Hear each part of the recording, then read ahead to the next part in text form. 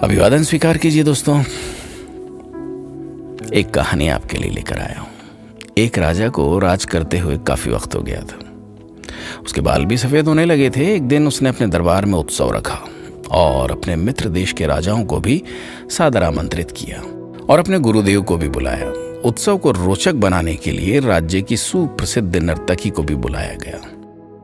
राजा ने कुछ स्वर्ण मुद्राएं अपने गुरुजी को भी दे दी ताकि नर्तकी के अच्छे गीत और नृत्य पर वे भी उसे पुरस्कृत कर सकें। सारी रात नृत्य चलता रहा। ब्रह्म मुहूर्त की बेला आई। नर्तकी ने देखा कि मेरा तबले वाला ऊँग रहा है और तबले वाले को सावधान करना जरूरी है, वरना राजा का क्या भरोसा, दंड दे दें। सो उसको जगाने के लिए नर्तकी ने एक दोहा पढ़ा।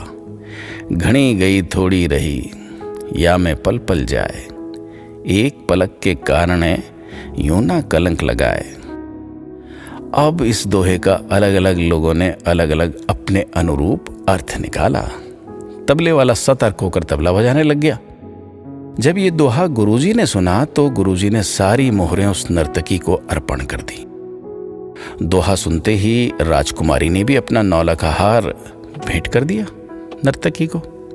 अच्छा, ये दोहा सुनते ही राजा के युवराज ने भी अपना मुकुट उतारकर नर्तकी को समर्पित कर दिया। राजा बहुत ही अचंभित हो गया। सोचने लगा कि रात भर से नृत्य चल रहा है, पर यह क्या? अचानक एक दोहे से सब अपनी मूल्यवान वस्तु बहुत ही खुश होकर नर्तकी को समर्पित कर रहे हैं। राजा सिंहासन से उठा और नर्तकी को बोला, एक दोहे द्वारा एक सामान्य नर्तकी होकर तुमने सबको लूट लिया। जब ये बात राजा की गुरु ने सुनी तो गुरु के नेत्रों में आंसू आ गए। गुरुजी कहने लगे, राजा, इसको नीच नर्तकी मत कह, अब मेरी गुरु बन गई है, क्योंकि इसके दोहे ने मेरी आंखें खोल दी हैं। दोहे से ये कह रही है कि मैं सारी उम्र जंगलों में भक्ति करता रहा और आखिरी समय में नर्तकी का मुजरा देखकर अपनी साधना नष्ट करने यहाँ चला आया।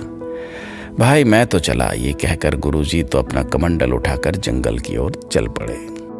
राजा की लड़की भी बोल पड़ी, पिताजी मैं जवान हो गई हूँ, आप आंखें बंद किए बैठे हैं, मेरा विवाह नहीं कर रहे हैं।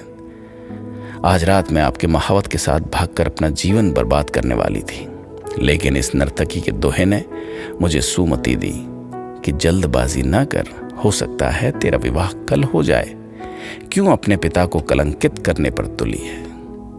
तो युवराज कहाँ खामोश रहने वाले थे। बोले, महाराज आप वृद्ध हो गए हैं, फिर भी मुझे राज नहीं दे रहे थे। मैं आज रात ही आपके सिपाहियों से मिलकर आपको मारने वाला था, लेकिन इस दोहे ने समझाया कि पागल, आज नहीं तो कल आखिर राज तो तुझे ही मिलना है। क्यों अपने पिता के खून का कलंक अपने सिर पर लेता है? थोड़ा धैर्य रख। जब ये सब बातें राजा ने सुनी तो राजा को भी आत्मज्ञान हो गया।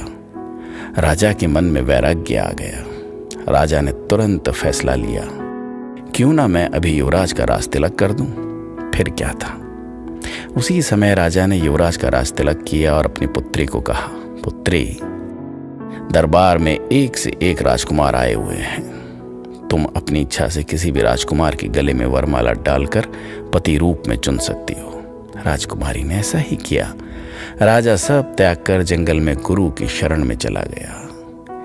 ये सब देखकर नर्तकी ने सोचा कि मेरे एक दोहे से इतने लोग सुधर गए, लेकिन मैं क्यों नहीं सुधर पाई। उसी समय नर्तकी में भी वैराग्य आ गया। उसने उसी समय निर्णय लिया कि आज से मैं अपना नृत्य बंद करती हूँ। हे प्रभु, मेरे पापों से मुझे क्षमा करना। बस आज से मैं सिर्फ तेरा सुमिरन करूँगी।